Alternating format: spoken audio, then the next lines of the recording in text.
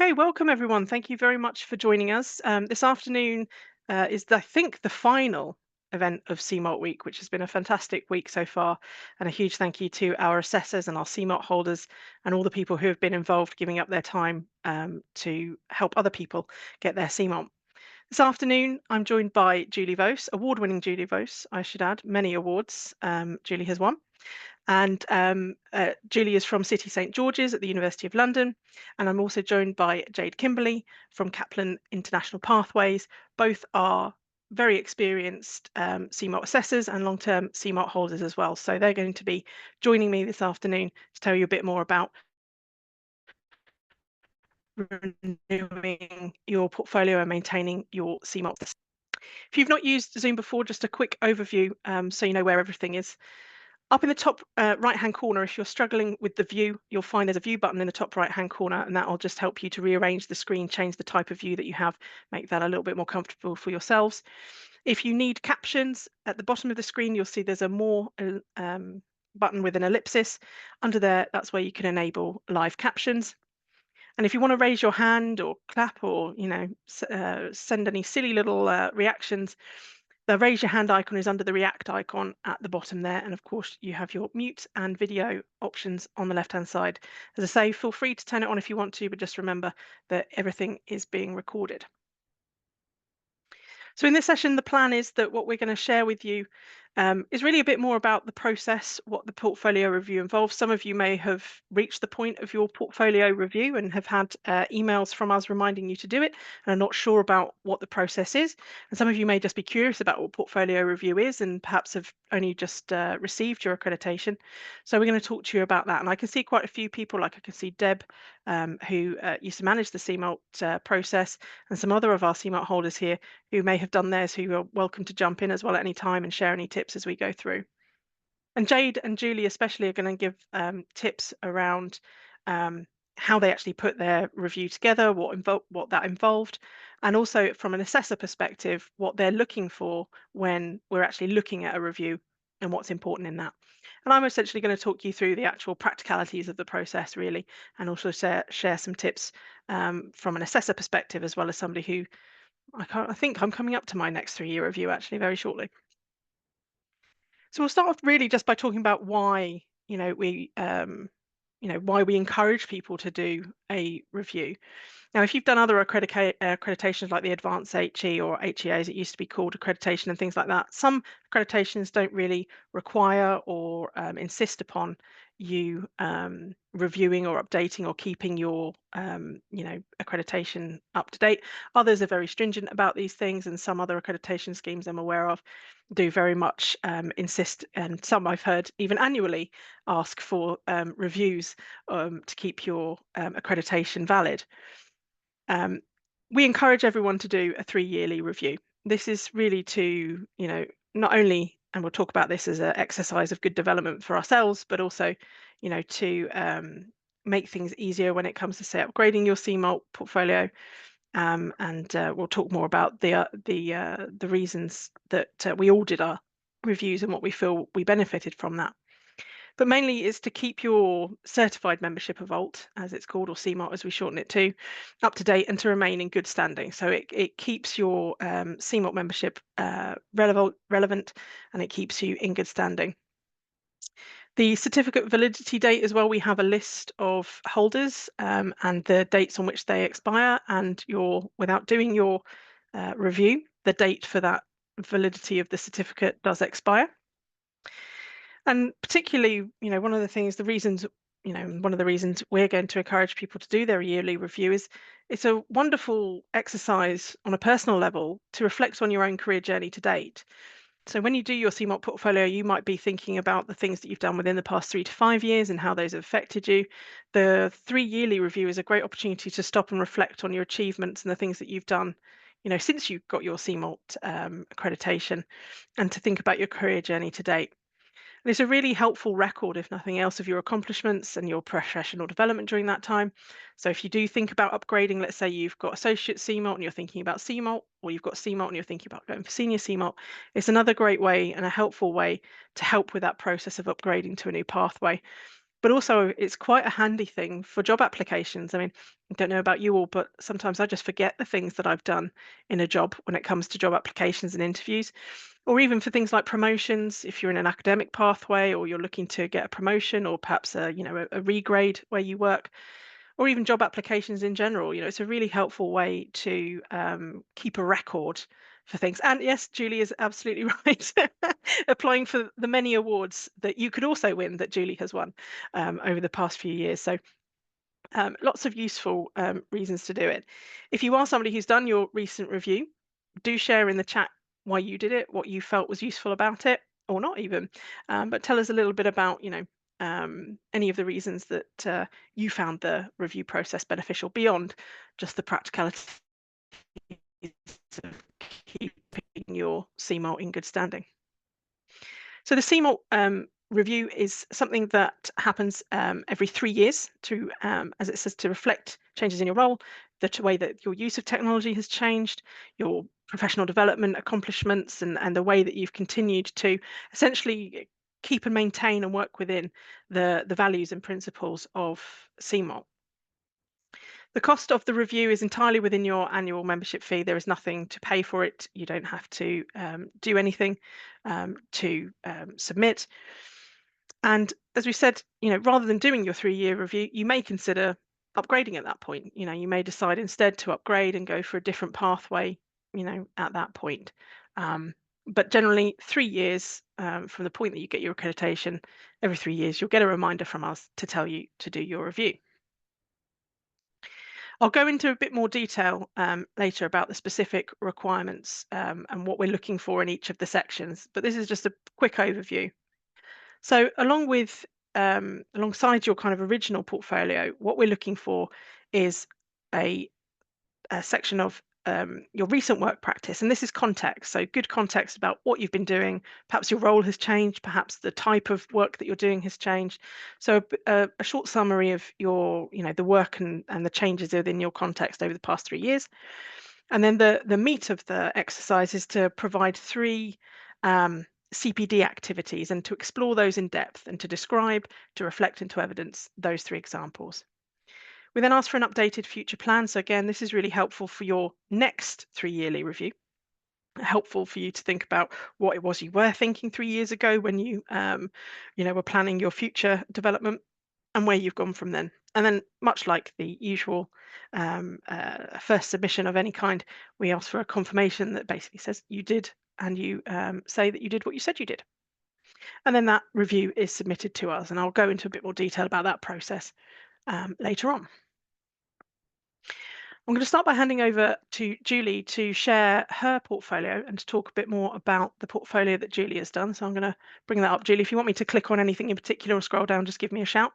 But I will hand over to Julie. Okay, thank you, Kerry. So yeah, hopefully you can see my portfolio. So I first got CMALT back in 2015, and I went through the review process in 2018. When I got to sort of the 3 years after that, so around sort of 2021, I was like, actually, I've been working in a leadership role now for a while, and so I chose to upgrade to senior CMALT at that point. And when we say upgrade, that was writing a brand new portfolio from scratch, because my previous portfolio would have been out of date by that point. So I got my senior CMALT in 2022, and in July this year, I'll be due to submit my portfolio review. So 3 years on from that. So yeah, this is timely for me to sort of rethink what it is I need to do. So I'll talk you through what I did in 2018. So one of the things is showing your previous portfolio. So if you go to that slide now, when I did my original portfolio, I tested out the Blackboard portfolio tool. I was working in a different institution. So one of the things to think about is, do you still have access to your previous portfolio? And if you are moving institutions, making sure that you've got a copy of that if it is on an institutional solution. So I had to provide mine as a zip file. I'm assuming that was okay for the assessors, but because I'd done my portfolio elsewhere, I wasn't able to bring my review into the same format. So for me, it was an opportunity to try out the Google Sites tool, which I then used for my senior CMALT as well. So I have seen some people, when they've done the reviews, they have it all in their current portfolio as well. So there's different ways of doing it, but this is how I provided mine because I couldn't get access to it before. In terms of your summary of recent work practice, so that was just sort of summarising what had happened since my portfolio. So if you want to click on that one, Kerry. So this was just sort of a text overview of when I got my original CMALT, and then talking through, I'd switched jobs. So I'd gone on maternity leave, I'd changed jobs moving from Imperial to City, University of London. So it was just talking about that, and then how I'd also continued my work in the sector as well. So very brief, but just an update. And it was useful for me to reflect on sort of what the changes had been in those 3 years. Then you're asked to do 3 examples, the overview of CPD. If you click on the main heading, Kerry, overview of CPD, one thing I did was I put together a log of all the training I'd done. And this was really useful. And I said to myself at the time, I must continue doing this. And I've realized 6 years on, 7 years on, I haven't continued doing this. So, I ended up going back through my calendar and trying to find, what courses had I been on, what events had I attended. Some of them I'd written blog posts for. So I don't know if you're supposed to do it in exactly this detail, but I think it was really useful for me to really reflect on all the training I'd done, and whether it was training events and then what the outputs were. So that was helpful just to help sort of frame and get me to think about what areas I might want to focus on.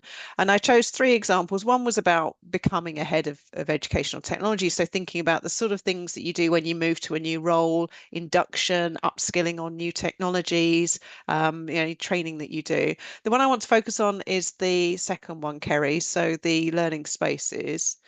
So yeah, this was a brand new sort of area for me. It's something I'd been interested in, and so I start back in like 2014 at an alt conference, and looking around some learning spaces there and thinking about a session I'd been to at Educause back in I think 2014 as well. But at City, learning spaces was a really big topic, and it was part of my team. So I talk about sort of the areas that I'd upskilled on. So looking at the learning spaces, going on a tour, tweeting about it, hosting events, supporting colleagues with workshops. So these are the sort of evidence I've got in here around. So some tweets I'd done, blog posts I'd written, a session that we'd hosted around learning spaces, and then reflecting on how, that was a new area for me, and I'd sort of had to learn more about it, and the importance of learning spaces, and the different things we have to consider. So the 3 examples, the other one I think, I just have a quick look, was about my PhD. So one of my specialist area had been around research, and I was doing a PhD at the time. So I was talking about how I was continuing with that work.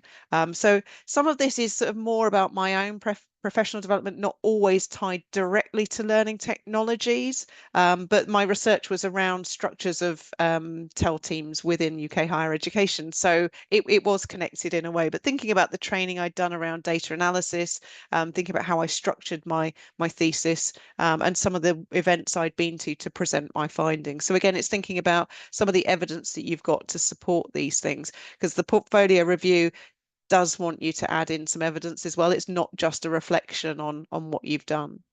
And then future plans was very brief. I think because I'd started a new role, it was tricky to know what my future might hold. But there were a few plans in there, and actually I was looking back at it thinking, one of the things was about getting more involved with our academic team, and I now actually have a small contractual role with the MA academic practice. So I can see actually I have delivered on one of my future plans. So it's thinking about how we reflect on these things and moving forward in our journey.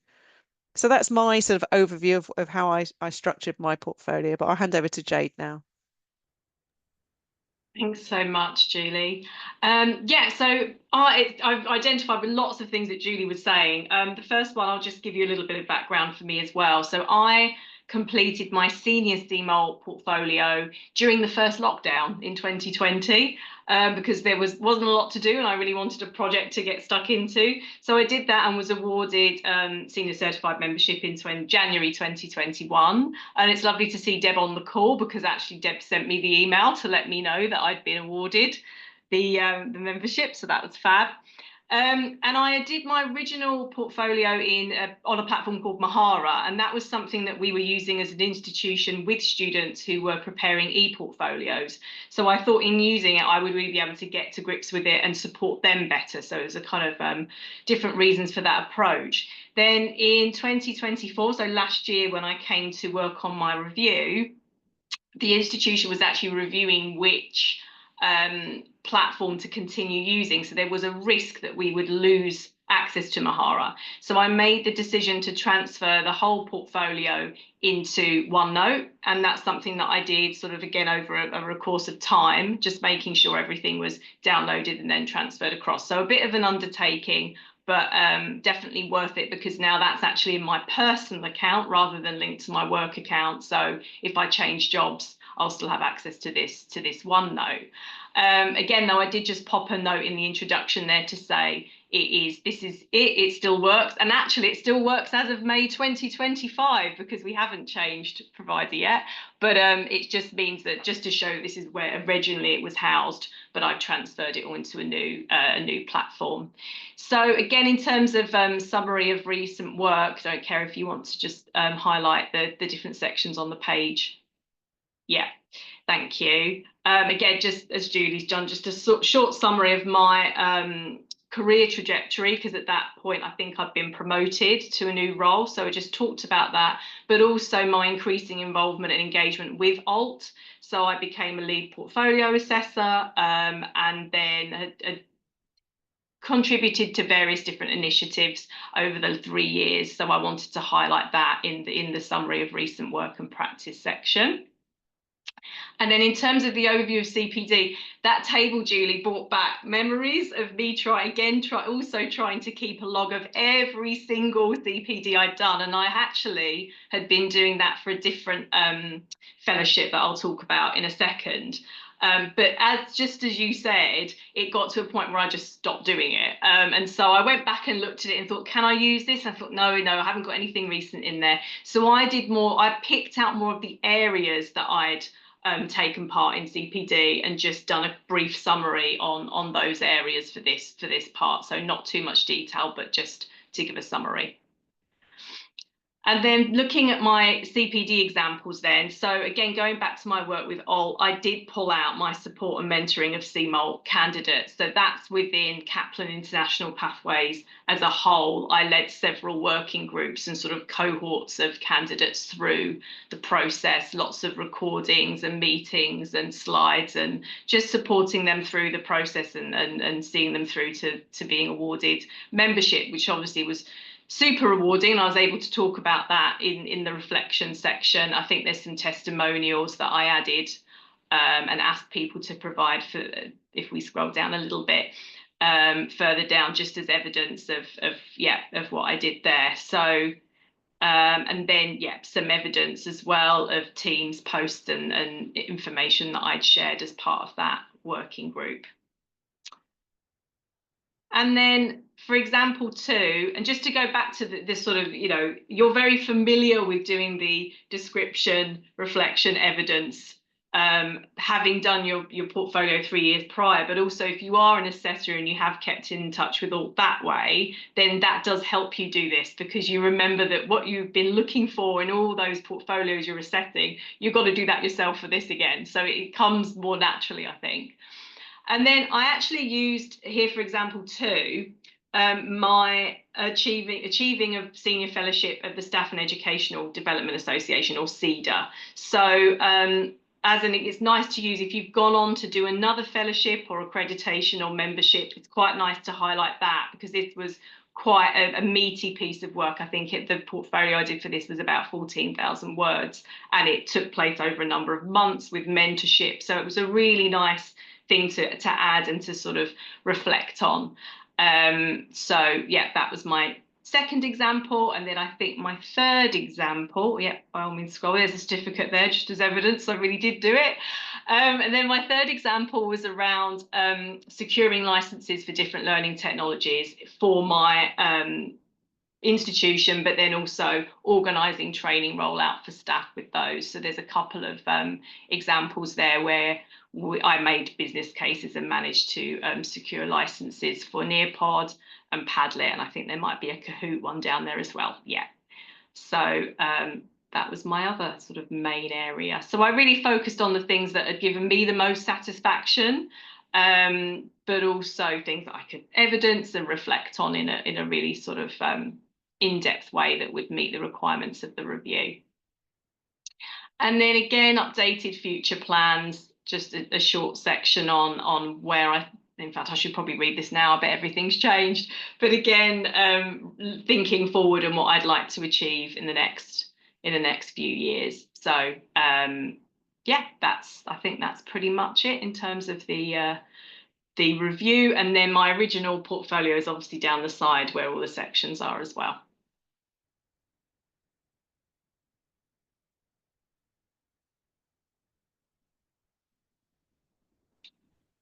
Thank you both. I think it's really interesting to see the different types of activities that you're doing, because often I think it's easy to get into the habit of thinking, oh, it must be a training course, or it must be this, or it must be that, or something that you've been on. But actually, when we're talking about professional development, it as you've demonstrated, it might not be that you went on a training course, but there was something quite significant that influenced your professional development, and that can be quite a broad range of things, clearly.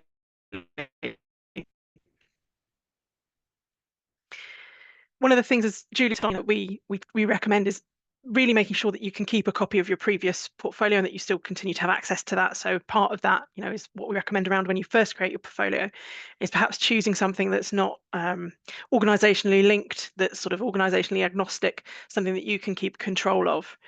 And as Julie and Jade both said, keeping a record of your CPD. I mean, some places have some quite useful, CPD logging tools within HR systems and stuff, but that's not always the case.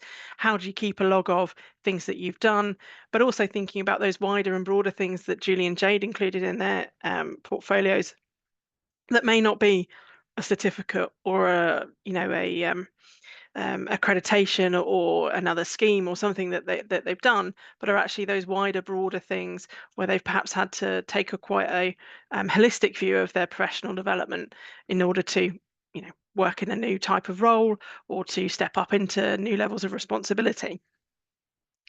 If you can, and I know it's a hard habit, isn't it? And as you said, Julie, it's sort of when you come to sit down and do these things, you suddenly wish you'd been doing it all along, but trying to keep that evidence gathering exercise and keeping hold of certificates and evidence of things that you've been on. And as Jade showed, where you haven't perhaps been able to keep evidence, or perhaps it's not something where there's just a clear piece of evidence like a certificate or something else that you can use, that use of testimonials and evidence that through emails and other kinds of evidence are still just as valid in this exercise. And as we say there, the other option is, and I saw Sam in the chat and Deb, or was it Jade, you said that, or Julie said that they'd done it in Mahara. It's also an opportunity to say, I'm going to try something else, move my portfolio to something else and use a different kind of platform, or just to try something else that's new. And yes, it is always helpful. And one thing about most of these portfolio tools, isn't it, Sam, is that you can port them to other ones usually, which is useful. So thinking about that longevity when you even start your portfolio is a good idea. Phil, go ahead. Yeah, I just on that a question for any of the people who mentioned they were Google Sites users. So I am as well. And the thing that I found after I'd done my Google Sites portfolio is because it's institutionally linked, you can't transfer it across to a non-institutional site. So I'm just wondering if any Google Sites users found a way of kind of transferring it to another platform somehow. I mean, I take it, I mean, you could sort of laboriously paste things off the site onto a document, but if anyone's got a neater way, then I'm wondering if you'd share.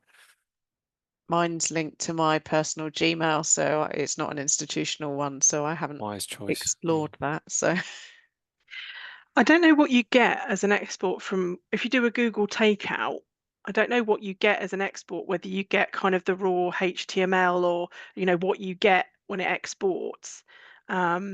but you might find that you get something that you could at least say stick into WordPress or something else if it's like HTML and it's just the raw HTML and the files. But I don't think they make it very easy to port them out of Google Sites. I guess if you set up a new Google account, you can just change the ownership over to the new Google account and then remove your old one. But there's not really like an easy way, as far as I know, to port them to somewhere else. I think they deliberately make that, as difficult as possible. Yeah, you can transfer it to somebody else, but it always has to stay within the institutional boundaries, or that's the way we've got it set up at York. I couldn't see a way of. I just tried to transfer it to my own Gmail account, and it just wouldn't have it, even on a copy. So yeah, that's a bit of a pain. But okay, well, thank you anyway. Yeah, I don't suppose either yeah, and I guess you probably won't have the access to be able to do, say, a Google Takeout or something that might be turned off at the admin level.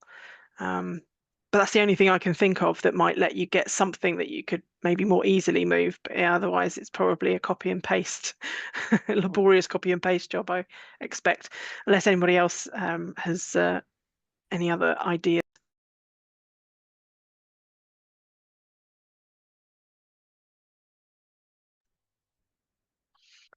Are there any other tips, Julie or Jade, that you want to share, or anyone else here who has undertaken their review? Any ideas that you have that might help others to get their review completed?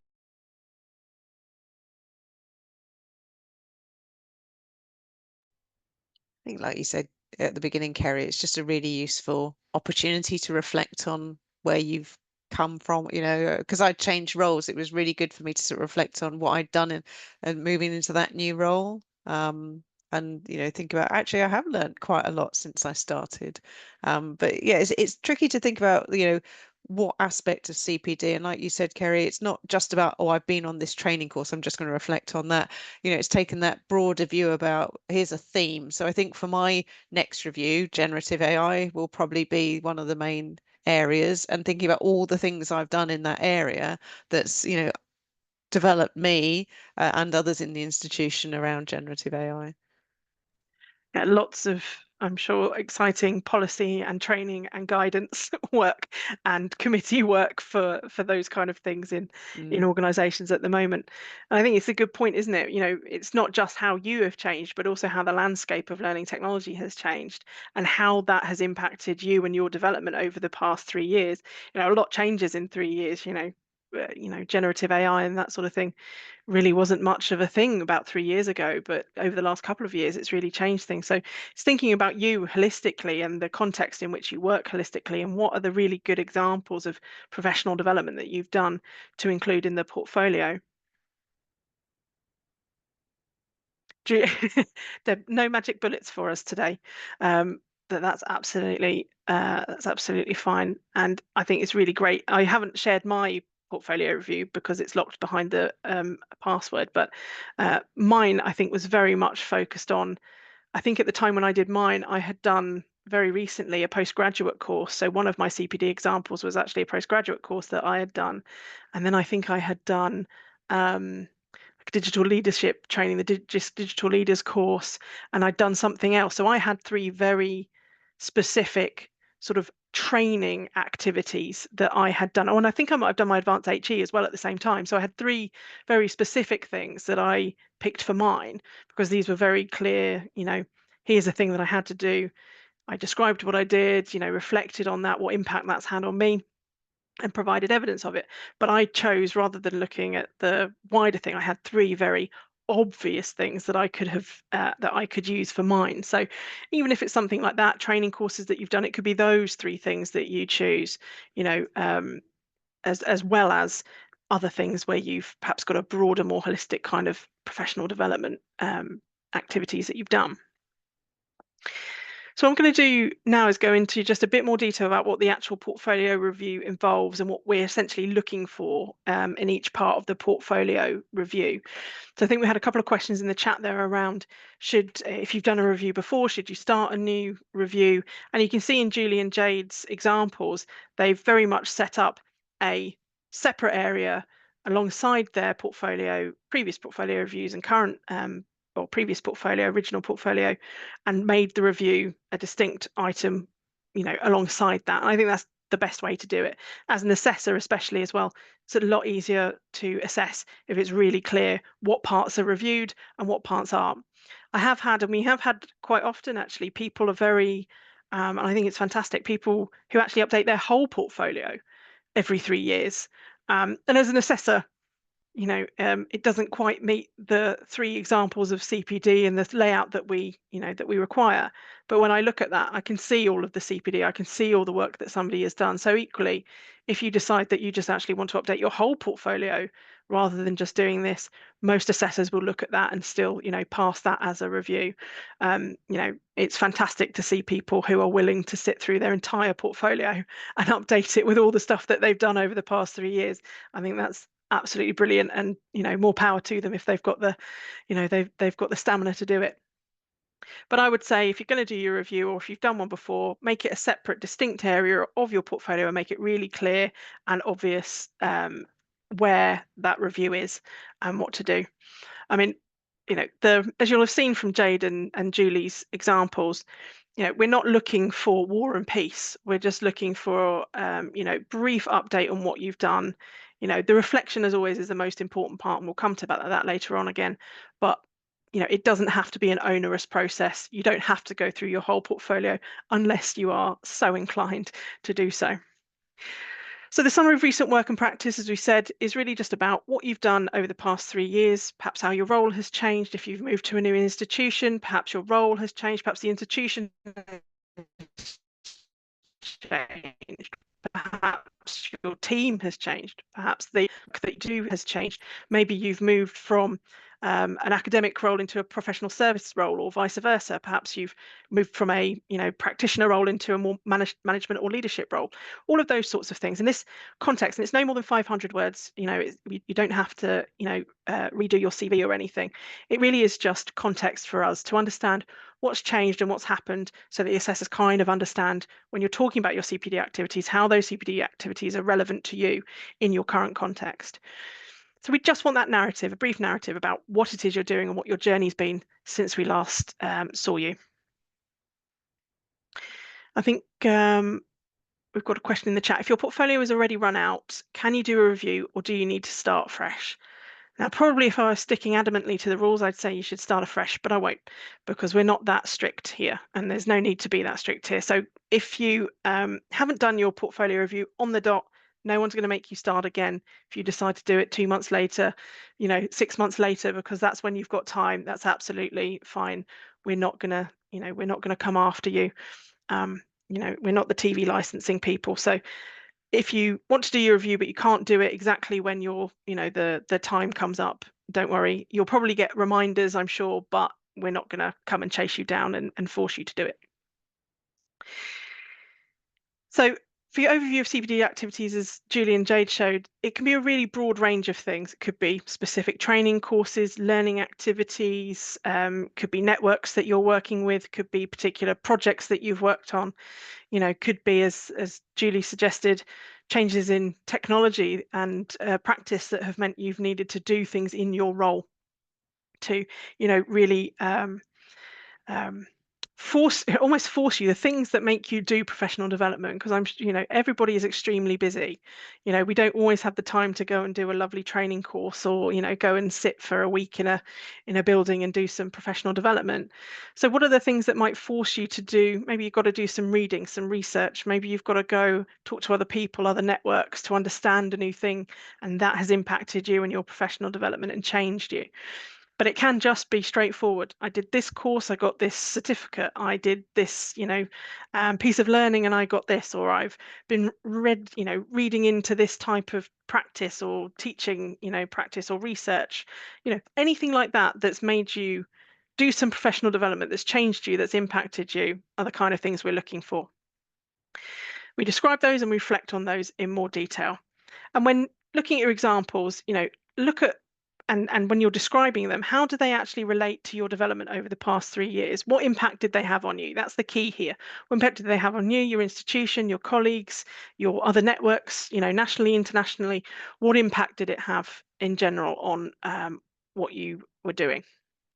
So what we're looking for is very much the same as your original portfolio. Each of your 3 examples should include a brief description about what you've been doing. So tell us what it is, keep it concise. What was it you did? Was there a particular topic or focus? What was the context of it?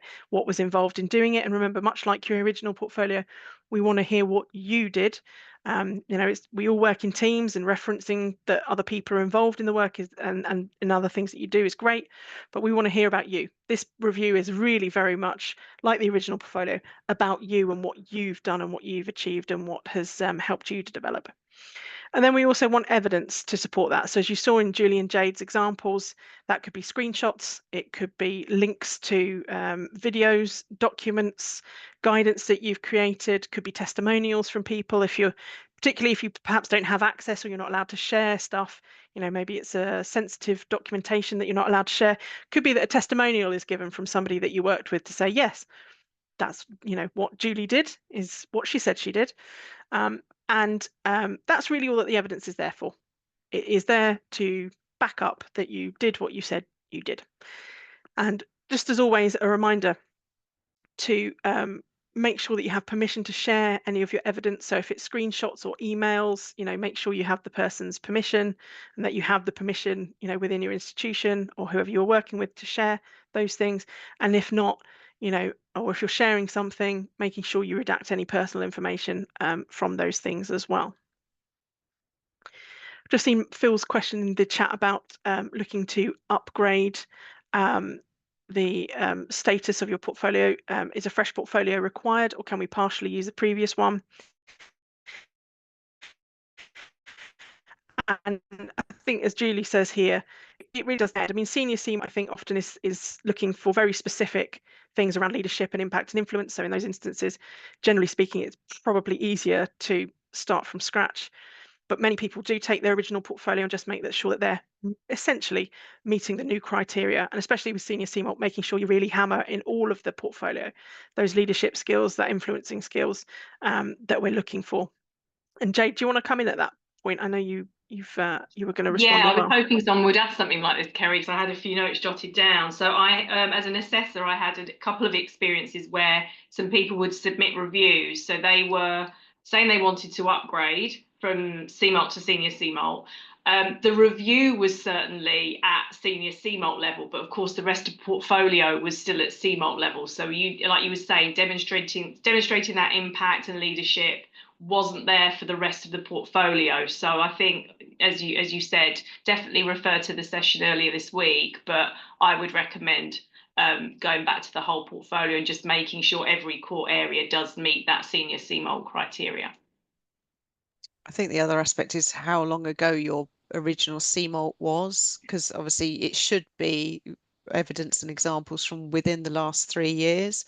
So if you got CMALT within the last 1 to 2 years and you're going for senior CMALT, you might be able to upgrade it. But I think, as Jade said, it does have to have that leadership and impact throughout the portfolio. So sometimes your description might be okay, but you will probably need to change the reflection. But definitely listen to the session that we did on Wednesday. We cover all how to upgrade, and we talk about this as well.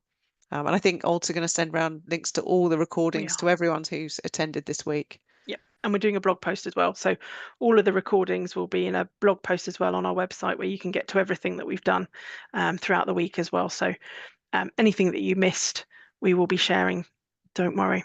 Thank you very much. Yeah, I actually only thought of it because someone mentioned it at the beginning in the intro, saying about upgrading. Just sparked a thought, but thanks for that. That's great. And I did hear that the session on Wednesday was very good. So do tune in if you're thinking about senior CMALT, as there's quite a lot to think about whether that's a good option, and what you need to put in it is was very well received on Wednesday.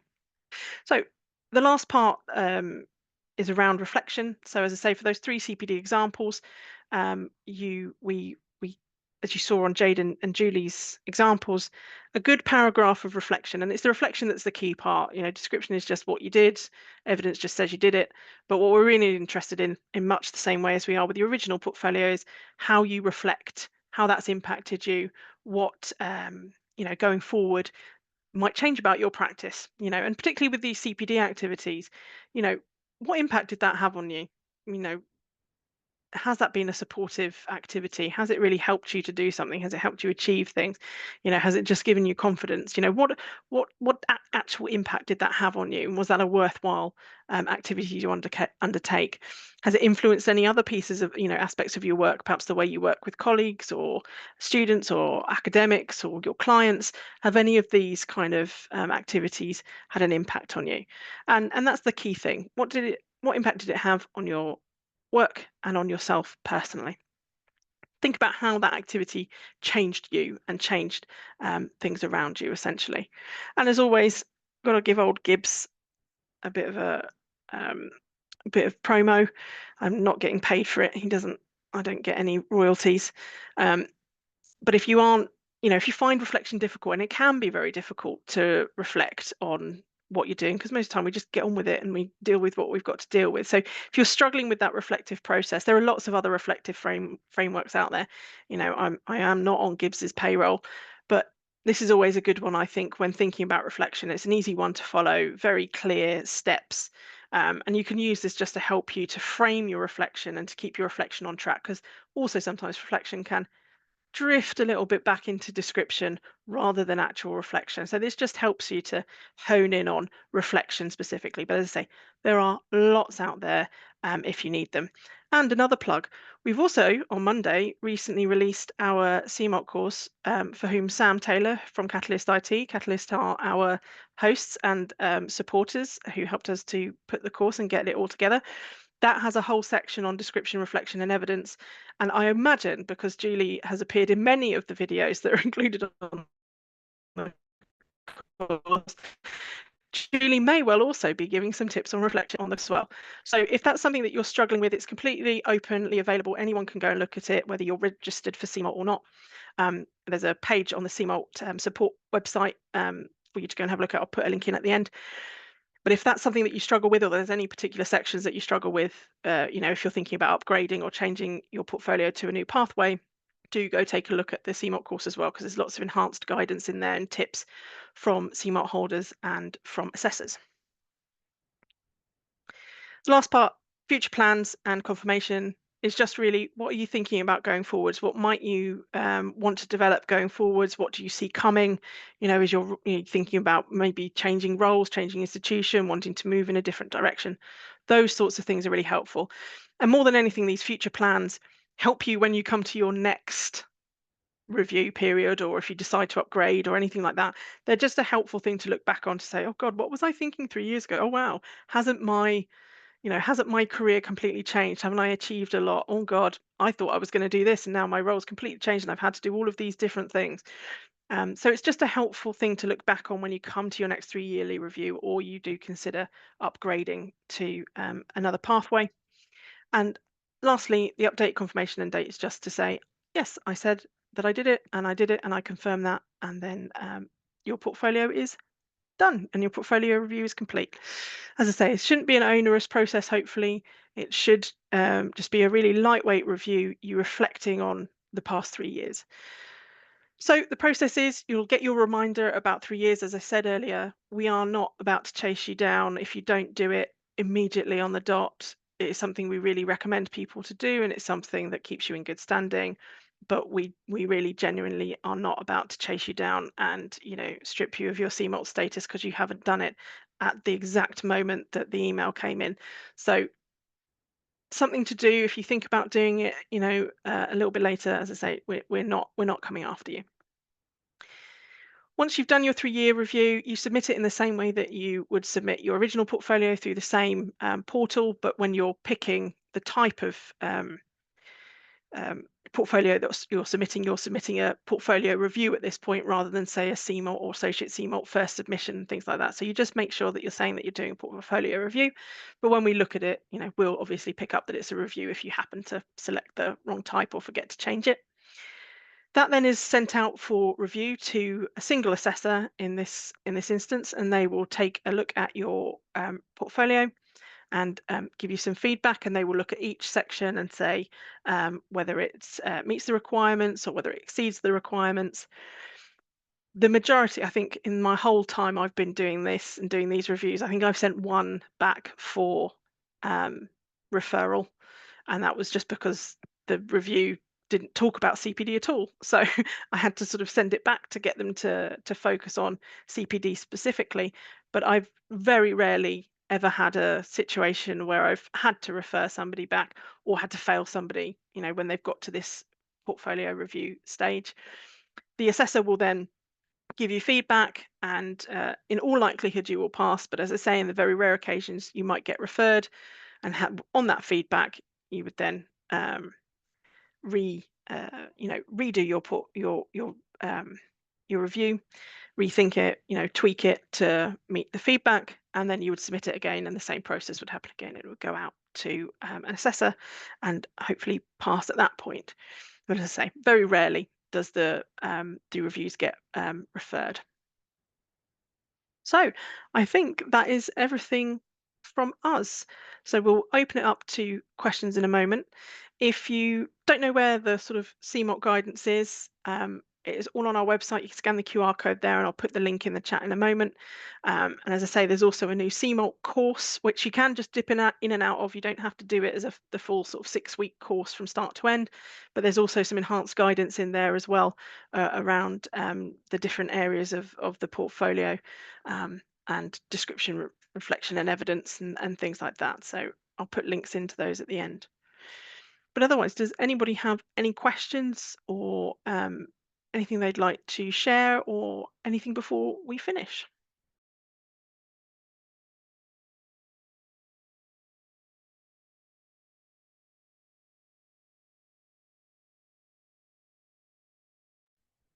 Well, that's good to hear, Sam. Do it. Go for senior CMALT. Do it. I say that as someone who's probably should have done theirs about 3 years ago as well. So I'm by no means a paragon of virtue either, but do go for, do consider, if you've got CMALT or associate CMALT, and particularly as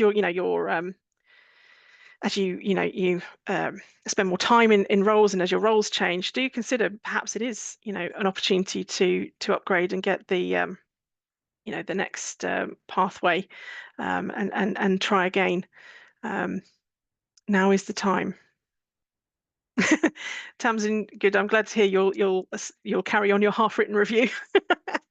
Excellent. Great to hear that you've got at least the start of it going. Yes. So yeah, great time to do it when your roles change, I also think, as well, because it really gives you that moment to stop and really reflect and think about what you want now and what you need going forward as well.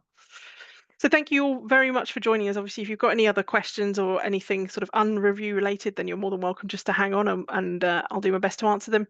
Big thank you to Julie and Jade for all of the things they've been involved in this week. I know they've been involved in lots of sessions this week for CMALT week, and to all of our assessors and holders who have been involved this week. It's really been fantastic to see, and to all of you for joining us on what is no doubt a very sunny and tempting afternoon to go outside. So just a reminder, if you haven't been to one of our events yet this week and you're not registered, or you're thinking about going up to the next, registering to upgrade to the next pathway, you can get 20% off, as well as somebody who has attended a CMALT week event. So if you are thinking about upgrading, you can get 20% off that as well, if that's a little sweetener as well there to perhaps think about upgrading soon. So just scan the QR code there, and you'll receive an email with the discount code, probably early next week, I would imagine now, given it's Friday afternoon. But do think about those upgrades as well. As I said earlier, we are going to put all of the recordings and resources from CMALT week into a blog post, and probably on the CMALT website as well, in various places. So do please look out for that. And I'm sure there'll be some follow-up emails to everybody that's come to events this week as well. If you're looking for extra guidance, or people that are working on their CMALT now, there's the CMALT course launched on Monday, pluggity plug. So do go and take a look at that as well. Thank you all so much for joining us and for taking part in CMALT week. It's fantastic to see so many people get involved. It's been a really enjoyable week, and I'm sure we'll do it again in future. Thank you all so very much. I hope you all have a fantastic rest of the day and a good weekend, and hopefully we'll see you at an alt event again soon. Take care, everyone. If you do want to ask any other questions, just hover around and I'll answer those as well. But otherwise, take care and see you soon.